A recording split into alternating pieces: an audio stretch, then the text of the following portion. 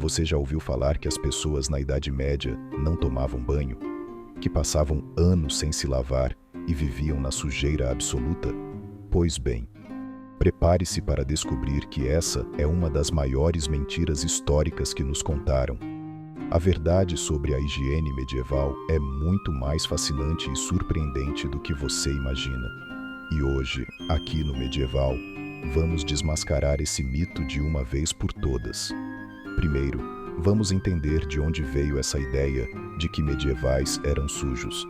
Grande parte dessa visão distorcida surgiu nos séculos XVIII e XIX, quando intelectuais iluministas queriam retratar a Idade Média como uma era das trevas, suja, ignorante e atrasada, para fazer sua própria época parecer mais avançada. Mas a realidade era bem diferente. Documentos históricos, registros de banhos públicos e até tratados médicos medievais mostram que a higiene pessoal era levada muito a sério na sociedade medieval. Na verdade, foram os séculos XVI e XVII, já na Era Moderna, que tiveram os piores hábitos de higiene da história europeia. Sim, você ouviu direito. O período depois da Idade Média foi muito mais sujo.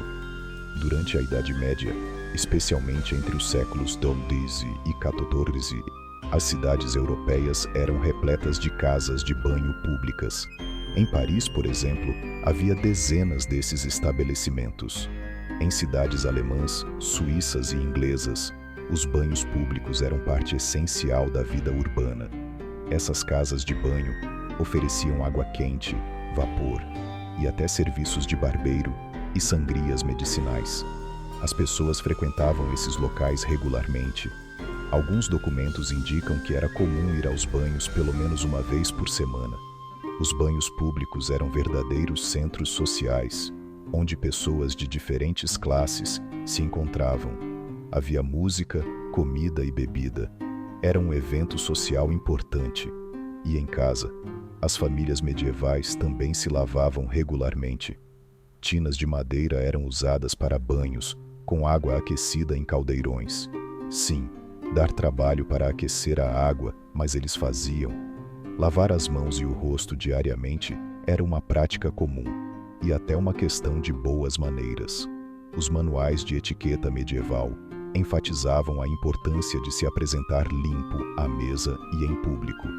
As pessoas trocavam regularmente suas roupas de baixo, feitas de linho, que absorviam o suor e eram lavadas frequentemente. Essa roupa íntima funcionava como uma espécie de limpeza seca do corpo. Dentes?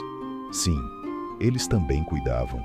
Usavam galhos de certas árvores como escovas, pós abrasivos para limpar os dentes e até enxaguantes bucais feitos de ervas.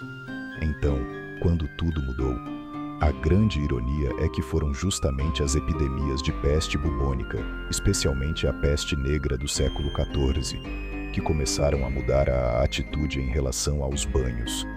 Médicos da época, sem entender a real causa da doença, começaram a acreditar que os poros abertos pela água quente facilitavam a entrada de miasmas, os ares ruins que eles achavam que causavam doenças.